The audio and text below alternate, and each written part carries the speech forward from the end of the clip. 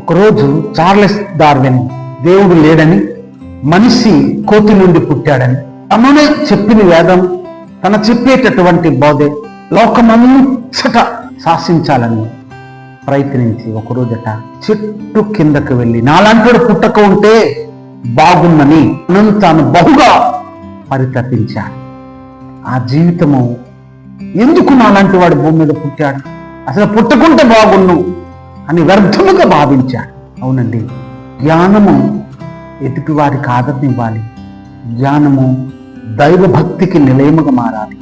జ్ఞానము అనేకులకు మాదిరిగా మార్చబడాలి. కానీ నీ జ్ఞానం వలన, నీ తెలివితేటల వలన నువ్వు పాడవుతూ ఎదుటి వారిని కూడా పాడు చేసే చార్లెస్ డార్విన్ లాను జీవించిన వ్యక్తివైతే అలా చెట్టు కిందకి వెళ్ళే పరిస్థితి, ఒకనాడు మంచము కిందకు వెళ్ళే పరిస్థితి, మంచములో వేదన చెందే పరిస్థితి వస్తుందేమో.